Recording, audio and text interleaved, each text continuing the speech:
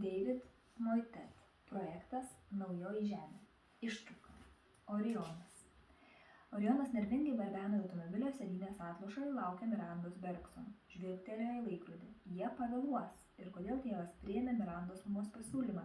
Jos šeima buvo tokia pat turtinga kaip ir jų, nors niekas nebandytų su Parkeriais lygiuotis turtais. Todėl tikrai gali sau leisti mokėti už vairuotojo paslaugas. Tačiau ponia Bergson įtikino Oriono tėvus, kad jam bus malonu kiekvieną rytą pavėžėti jų dukrą. Atrodo, Mirandai tai patiko, nes ji ir taip visą laiką nuo jo nesitraukė kaip kokia prielipa. Visi žinojo, kad Miranda buvo iki ausų įsimylėjusi. Ji buvo daili, net labai, žydromis akimis, ilgai šviesiais plaukais. Jie buvo tokie panašus, kad net galėjai pagalvoti juos esant broliu ir seserimi, bet ji buvo paviršutiniška ir savimila. Jai atrodė, kad pasaulis supasi tik apie ją, o Orionas negalėjo to pakęsti. Jis, aišku, niekada jai to nesakė, juk tai nemandagu pasakytų tėtis. Laukdamas merginos Orionas akimis klaidžiojo po didžiulę Bergsono valdą kalvos viršūnės, pačiame pirmame kupulo centre, paklausiausioje vietoje visoje šalyje.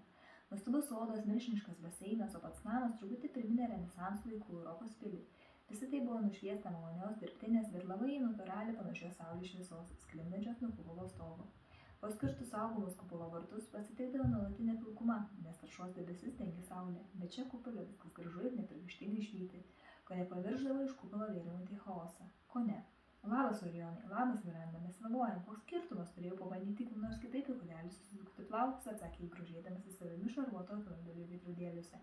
Turiu kažkaip išsiskirti iš kitų, kai esu verčiama dėvėti šią kuklę uniformą. Visai neblogai, ar ne? Neblogai, mandagiai patvirtino Orionas, laukdamas, kol jį lips. Padėl vėlavimo tai Oskaras, kaip visada tiesiog ryčių ir ėdės, ar ne? Taip, panelė, atsakė vairuotojas ir skubėjo padėti Mirandai atsisėsti ant galinės automobilio sėdynės. Atsižvelgus į laiką tai buvo kone neįmanoma, net nesilaikant greičio ribojimų. Automobilis pajudėjo maloniai sulūksdamas, švelniai subruzgė vandenilis variklis. Oskaras prisijungė prie išsivaržčiusių rytinio automobilio srauto ir paliko kupolą per rekordiškai trumpą laiką. Jie buvo vos už kelių šimtų metrų nuo mokyklos, Orionas nuspaudė langus užtamsinantį mygtuką.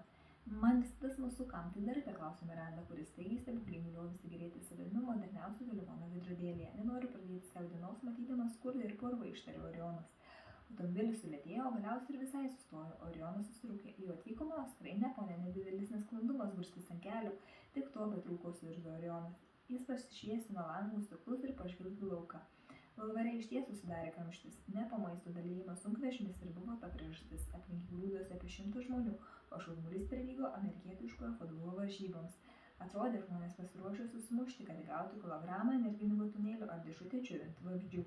Orionas apžvelgė nušiurusius dangoraižius, šiukšlėmis nuklotas gatves ir vis labiau įsiaudrinčius žmones.